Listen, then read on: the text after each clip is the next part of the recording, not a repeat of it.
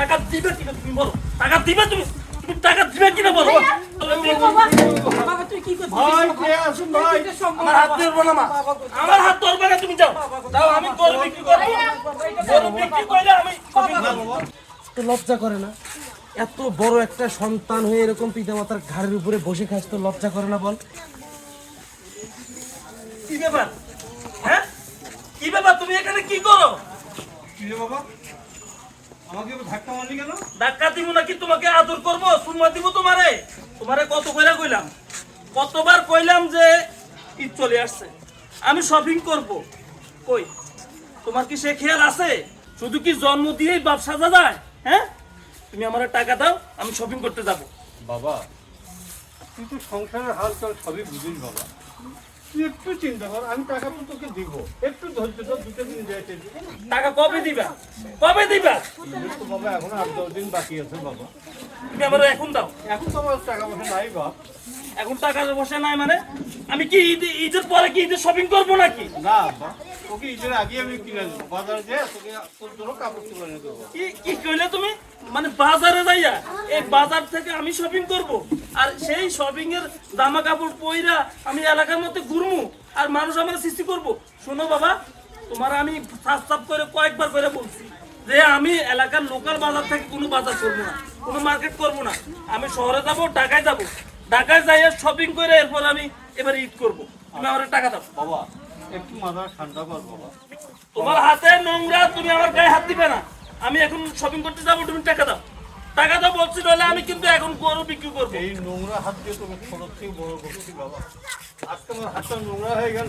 তুমি এত emotional dialogue আমাকে দিও না, তুমি টাকা দাও, নালে কিন্তু বাবা তোমার খবর করে ছাড়বো। আমার কাছে এখন টাকা নাই রা। টাকা দিবে কিনা তুমি বলো, টাকা দিবে তুমি, তুমি টাকা দিবে কিনা বলো। তুই এটা কি করছিস? কি করতেছি মানে? করছিস কেন তুই? এই তুই যা, কি করছিস? তুই ঘরে যা, আমার গায়ে হাত দিবি না তুই। ঘরে যা বলছি। না তুই তুই আমার গায়ে হাত দিবি না। তুই ঘরে যাবি না, তুই ঘরে যাবি কিনা বল, ঘরে যাবি কিনা বল। ওকে মারিস না, যা, ওকে মারিস না বাবা, যা বলছি, এখান থেকে যা। তোর বোন, ওকে মারিস না বাবা, হ্যাঁ বোন, তুই তো বোন বাবা, হ্যাঁ আমার বোন, তুমি টাকা দাও, তুই মারা বাবা। টাকা দাও বলছি, তুমি টাকা দাও। এখন আমার কাছে টাকা নাই বাবা, টাকা নাই মানে 3-4 দিন পরে নি। 3-4 দিন পরে হ্যাঁ দেখাইতেছি তোমার 3-4 দিন আও। এই বাবা, বাবা বোন খুলিস তো বাবা। আমি গরম দিয়ে বাবা বাবা তুই কি করছিস? ভাই কে আছেন ভাই? আমার হাত ধরবো না মা, আমার হাত ধরবে না, তুমি যাও যাও, আমি গরু বিক্রি করবো, গরু বিক্রি করলে আমি shopping না করবো। বাবা, বলবেন তো না তোরা সব। আমার হাত ধরবে না তোমরা, আমি আমি তোর মার পক্ষে কথা দিচ্ছি। সরো বলছি, আমি তোকে টাকা দেবো বাবা, তুই এখন টাকা দাও, বাবা, তুমি যদি এখন টাকা দাও আমি তোর মা তোকে কথা দিচ্ছি বাবা। তুমি এখন দিবে টাকা। না বাবা কাল ঠিক আছে। দেবো বাবা, এটা করিস না বাবা। চলো, বাবা চলো। বাবা ভাইয়া আরে সরো, সরো বলছি। বাবা, এটা করিস না বাবা।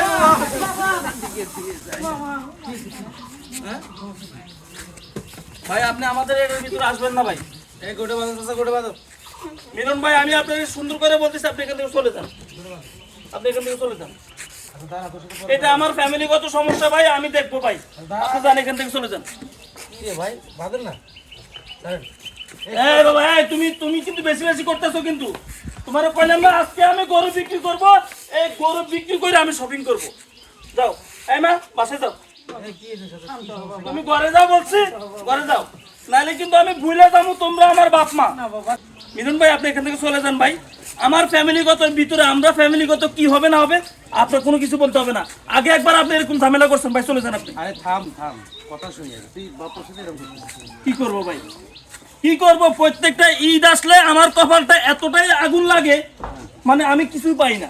এই বাপ মা আমার শুধু জন্ম দিছে ভাই, আর কিছুই করতে পারে না আমার জন্য। কি ব্যাপার ভাই, কি ব্যাপার? আপনি আমার গালে তো কি করবে তোর জন্য? তুই কি করছিস? তুই কি করছিস তাদের জন্য? আমি কি করছি বলতে আমার তো অনেক করার বয়স। এই তোর বয়স কত? লেখাপড়া শেষ করছিস তোর জিনিস? ভাই আপনি কিন্তু বেশি বেশি করতে বেশি বেশি করতেছিস, গায়ে গতর তো বড় হয়েছিস, তুইও করতে পারিস না? এই যে ঈদ আসছে, তোর তো উচিত ছিল বাবার জন্য একটা লুঙ্গি কেনা, মায়ের জন্য একটা শাড়ি কেনা, বোনের জন্য একটা জামা কেনা। কিনছিস?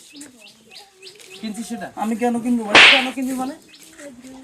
তাদের প্রতি তোর ভাই কিন্তু আমার তোর এবার জুতে পিঠা করবো, জুতে পিঠা করবো, কথা বলবি, জুতে পিঠা করবি।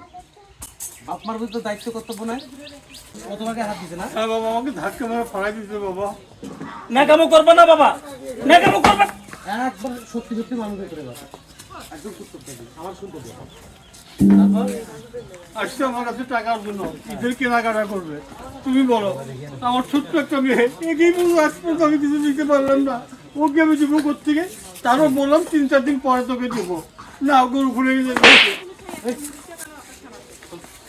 সানগ্লাস মারাস না? এই সানগ্লাস মারাস কিসের ভাব দেখাস তুই? 1 টাকা ইনকাম করার মুরাদ নাই, এত কিসের ভাব তোর? তুই কেন তাকে হাত দিছিস? কেন হাত দিছিস তার গায়ে? জব দে। ভাই আমি আপনাকে অনেকবার বলছি কিন্তু তোর বলা বলি শেষ, তোকে এখন আমি যা বলবো তুই তাই উত্তর দিবি। বল কেন হাত দিছিস তার গায়ে? তার গায়ে কেন হাত দিছিস? এই কেন হাত দিছিস? কেন হাত দিছিস? কেন হাত দিছিস? এই কেন হাত দিছিস?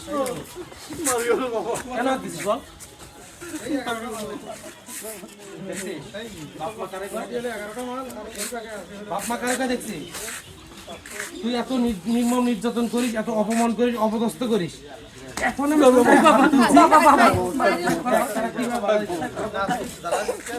এরাই গার্জিয়ান, এরা গুরুজন, এরাই পিতামাতা। তো লজ্জা করে না? এত বড় একটা সন্তান হয়ে এরকম পিতামাতার ঘাড়ের উপরে বসে খাস, তো লজ্জা করে না বল?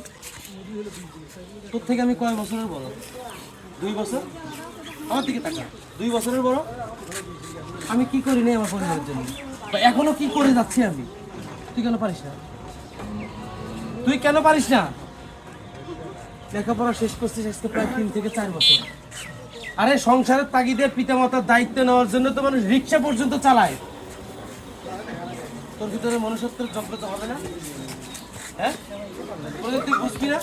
এটা তোর সংসার, এটা তোর পরিবার, এটা তোর মা, এটা তোর বাবা, এটা তোর বোন, বুঝবি না তুই? ঈদের শপিং, এ কি আছে এই সংসারটাতে? এই দুটো গরু ছাড়া কি আছে? ওই দুটোর প্রতি তোর শকুনের নজর পড়ছে না? বাইরে যা, বাইরে যা। আমি যাবো না ভাই। মিলন ভাই আসলে আমি এতদিন বুঝতে পারি নাই, আসলে আমি কাজটা ঠিক করি নাই বাবা। বাবা তুমি আমাকে ক্ষমা করে দাও, তুমি আমাকে মাফ করে দাও বাবা। আমি বুঝতে পারি নাই যে আমি কি করতেছিলাম বাবা। আমি আর কখনো তোমাকে শপিং করার জন্য, বাইক কেনার জন্য কোনো কিছুতে আমি তোমার কাছে জোর করবো না বাবা। তুমি আমার মাফ করে দাও মা, আমার মাফ করে দাও বোন। আমি তোর গায়ে হাত তুলছি অনেক, আমার মাফ করে দে। শোন ভাই, প্রত্যেকটা সন্তানের পিতামাতার প্রতি একটা দায়িত্ব কর্তব্য।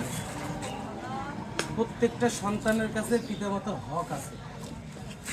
তুই যদি এই জীবন দশায় পিতামাতার হক আদায় করতে ব্যর্থ হোস, এই অপরাধ থেকে আল্লাহ কখনো তোকে ক্ষমা করবে। তুই জানিস, গরিব হয়ে জন্মগ্রহণ করাটা কিন্তু অপরাধ না ভাই, কিন্তু গরিব হয়ে মৃত্যুবরণ করাটা হচ্ছে অপরাধ। আল্লাহ আমাদেরকে এই পৃথিবীতে 2 বছর, 4 বছর, 20 বছর, 50 বছর পর্যন্ত থাকার সুযোগ দিচ্ছে। আমরা তার মধ্যেই যদি আমাদের ভাগ্যটাকে পরিবর্তন করতে না পারি, এটা হচ্ছে আমাদের জন্য বড় অভিশাপ।